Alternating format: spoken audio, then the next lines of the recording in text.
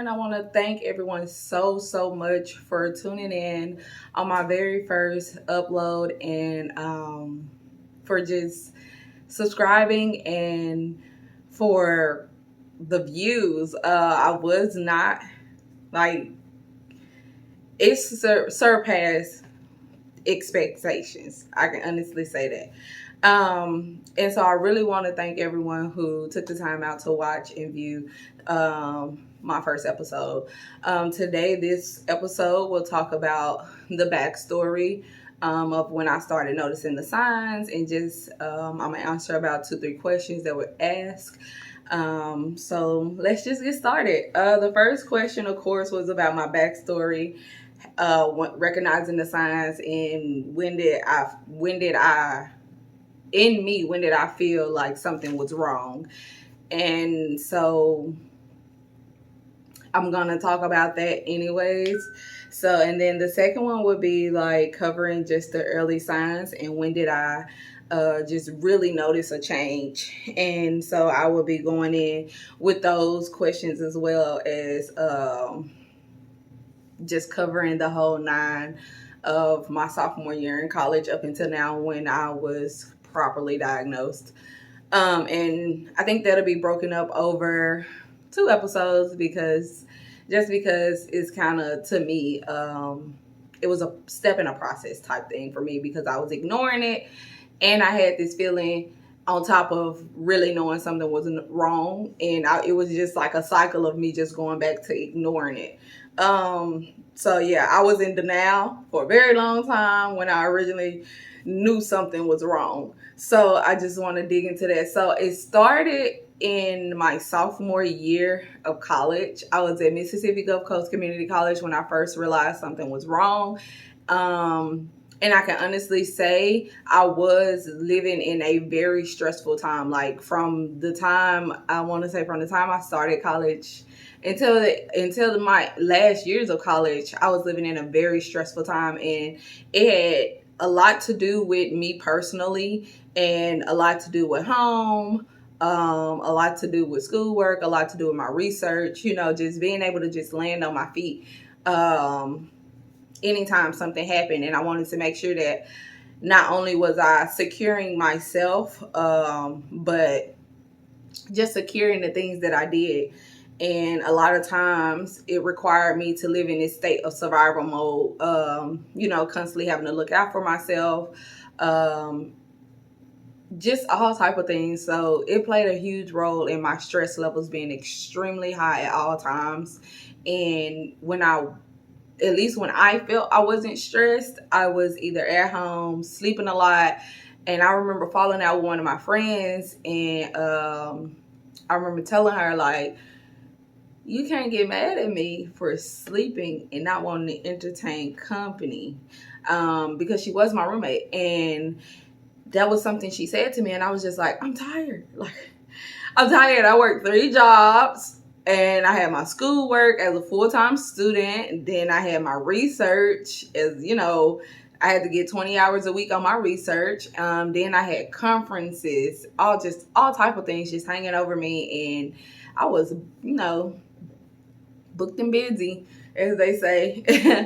And but to draw back down, because I'm veering off, but to draw back down, sophomore year is when I noticed. I was playing soccer at Mississippi Gulf Coast Community College, and I remember feeling really heavy. I remember feeling like I just couldn't carry myself no more. Like, I just felt, I don't know how to explain it. Like, it just felt like everything on me just felt heavy. Like, I remember having on a pair of Levi's, like one of my favorite pair of Levi's.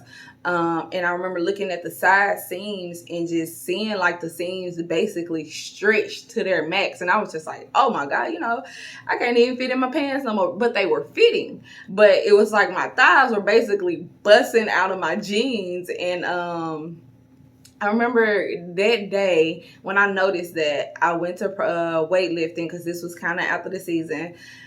So we were in weightlifting, and I remember one of the girls saying, sorry, hit the wrong thing. I remember one of the girls saying that she was also busting out of her jeans. So I just chopped that up to, weight gains. We're in the midst of the season where we're lifting weights. So I just chopped it up to weight gains.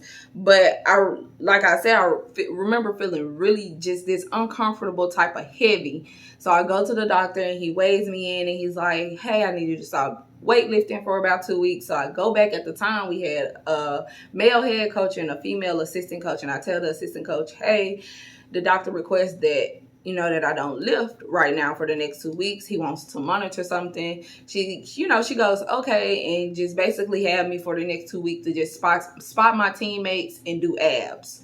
That was it. That was it. I couldn't do like any heavy lifting, this, that, and the third. It was only spotting my teammates and doing ab workouts. And we casually did ab workouts out there, weightlifting in the gym or whatever. So I go back and, he just seemed real nonchalant about the situation. And he was just like, I don't think anything is wrong with you. You can continue back to your normal activities. I didn't see a change. And I don't know if he was like monitoring my blood or something, because he was like taking blood samples. So I don't really know what exactly he was monitoring. But I do remember when he weighed me, I weighed somewhere between 185 and 195, and I was feeling really, really heavy. And for a long time, that weight was consistent. So now it's like between 195 and 200. And, that weight, it's been consistently in those channels for, my weight just be up and down. So I just thought, okay, since, during the soccer season when we're running the most, that's when I'm losing the most weight. And then during off season when we're lifting weight, that's when I'm doing the most gaining. And it was just this uncomfort. Like, it was just in the back of my head. Like, I knew, like, you know how that saying is, like, a mother knows. Like, I knew something was wrong, but me being me was like, I'm gonna ignore it because I don't know what it is. And I just know, like, I just knew. And I remember the first time I noticed my cycle being gone for 3 months. So it would leave for 3 months, come for 3 months, leave for 3 months, come. And I had told nobody at this point. I hadn't even told the guy I was dating at the time. I didn't even tell him. And I dated him from freshman year to about the end of my sophomore year of college. And I hadn't told no one. Not even him. I hadn't opened up about it. I hadn't done any digging. I hadn't did anything. I noticed the change. I noticed the shift after I graduated. It was the summer of 2016, and my cycle completely went away for about 6 months, and then it came back, went away for another 6 months, and then about end of 2017, 2018, it just completely went away. Like, I just wasn't having one. And when I would have one, I could feel it coming. Like, this isn't like regularly when a female gets her cycle, you feel like this heavy weight in that area, like that bloated type feeling. This was more like full-on cramps with nothing happening.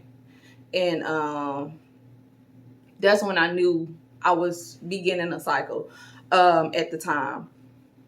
So it went from that, and I just remember, like, people would make jokes about me growing hair, like, here, and growing hair here, and, like, on my chin. Like, I get, like, hair right here, and then hair, like, right here, and that's it. I never had acne. I would never get acne. Even now, I don't get acne. I think the only thing I got most of the signs that was hormonal signs. Like, you could tell that there was a imbalance in hormonals. I did not get any of the physical, if that makes sense, just the hair growth. And I thought that was normal. Like, I really thought it was normal because I would meet women who would have those that didn't have. So I thought it was normal, and guys used to make these jokes, and I would just be like, okay, it's normal. I thought the hair growth was normal, but then it became darker, and I was like, yeah, no, I don't think that's normal. Like, I knew I had hair on my body, but for this area to get darker, it was just like, yeah, no, that's not normal. So I remember the first time I went into my dorm room after this boy, he was on the Mississippi Gulf Coast football team. He had made this joke. And though I laughed at it on the inside, when I got back to my dorm and I looked myself in the mirror, I'm like, I'm kind of uncomfortable. It kind of made me uncomfortable. So I just shaved it off. And like ever since, that's just what I did. Like when I see it getting a little darker, I just would hit it with a little shave. And then I tried the Lanier facial hair removal. That did not work for me. So I just continue to shave with big sensitive skin razors, and I never have an issue in that area. I just shave it off and just go on by my day. No one even noticed. So now I'm telling you this in hopes that, you know, you find light in that area, because it's normal apparently when you have hormone imbalances for that type of hair to grow. Yeah. And I remember being just throughout my entire sophomore and junior year in college, just looking like a bum. Like, I didn't express this to no one. I always felt like it was just me. Like, I'm just like, okay, it's just me going through this. I didn't know how common it was. One, I still at the time didn't even know what was going on. And I went through my years at Alcorn just managing. Just, you know, when I would Google stuff about cycles being missing, I would have like these frantic attacks. Like, oh my God, I don't know what's going on, but I need to find out. But then I'll go through that motion. And like I said, it was a cycle. I would still Google like what could possibly be wrong. And then, you know, endometriosis and PCOS weren't even popping up. Or anything along those lines that wasn't popping up now that I think about it. It was just saying like infertility or extraneous exercises could make it go away. Like say if I took a break from weightlifting for 2 months and then just go straight back into weightlifting, that would increase it. And then if I change like the way I exercise, or if I do some heavy lifting, like if I'm moving, if I just up and move stuff, that would cause it to go away. Like it was just all type of it wasn't what I was diagnosed with. So that happened. And I want to say my senior year in college, I graduated from Alcorn State University May of 2019. And for 6 months, I took a break and I worked as a lifeguard. That entire summer of 2019, nothing. So I got a job with the state instead, and then I got the insurances I need, and it allowed me to take full control of what was going on. And that is my backstory. That is what I did. That is how I went through the motions. I remember just feeling not like myself all those years. I remember feeling ugly. I used to dress like down. The only time I would dress up was when I was going to conferences, when we were having big visitors on the campus from private companies and stuff. And I also remember just every time I would look around, I would just feel like, man, these folks are a lot happier than I am. Like, I wonder why I'm not that happy, or why, you know, I can't find that happiness or something. Like, I remember feeling like that. I remember feeling like I didn't fit in. And I always have felt like that though, but it was like extremely worse when I got to college. I just remember always feeling like a loner, like a lone dog. Everybody liked me. Everybody got along with me. And, everybody was cool with me. But I just remember feeling like I had connections with some people, and then other people who were cool with me, I just felt like a brush off. And I remember just hanging with these same three dudes the entire time I was there. The entire time I was there, I remember hanging with these same three dudes and this one other girl, and I appreciate them so much today because we still keep in contact. And then there's the people I was just cool with, and then I just remember feeling like I never fitted in. And even now I don't feel like that. Now I feel like, okay, all this time they supported me. Like, even though they didn't have no idea of what I was going through mentally and physically, they supported me. And I appreciate them for that. I couldn't for the life of me find that appreciation originally. And I just remember feeling like, all right,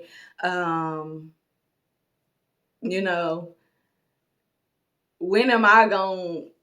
I felt like I was comparing myself a lot as well. So it was like my mental stability was shot. Okay. Like, it was shot. Like, it was not there. Like, I just did not. And then, not to mention, it hadn't taken a toll so much. I hadn't ignored it so long. I could see a change in like my hair texture, my fingernails, and just my skin color in general. And I just always thought like it was just people would just say, oh, you're just two-tone, but I do deal with like a skin thing, but no, this difference, you could really see it. And just recently I was telling this lady that I do tan to even out the lines. Even now, like outside of the soccer season, I would tan so that my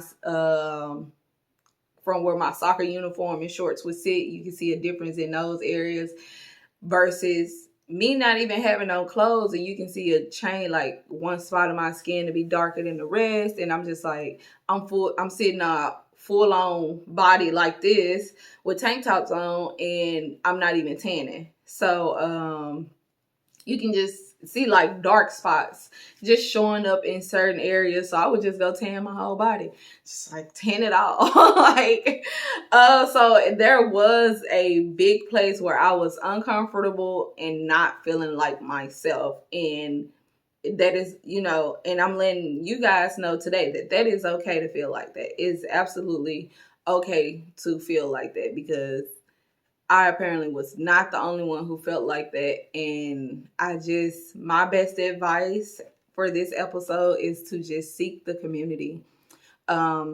Seek the community, because they have, if not the same or equal to, problems. And I find the community more so open about their story when they're sharing it with people who have like issues, like the whole sugarcoating thing. Some may not be as brave as I am to actually step up and just tell the story, because when I go on YouTube, there's always videos about how you fix it, instead of videos about how people really felt. And I don't know, it just seems ungenuine. And so, yeah, that is the whole purpose behind this. I want to make sure that people get a more genuine feel about how